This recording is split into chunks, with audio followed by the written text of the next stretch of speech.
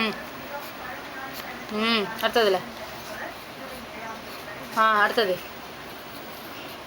அழுத்தி போடு. இங்கே மேலே வா, மேலே வா. 2 சொல்லிகிட்டே போடு. அடுத்தது 2.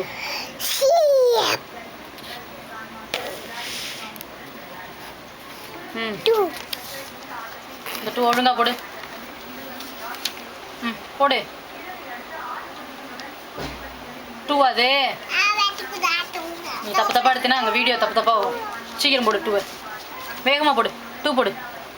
இங்கே போடு போடு.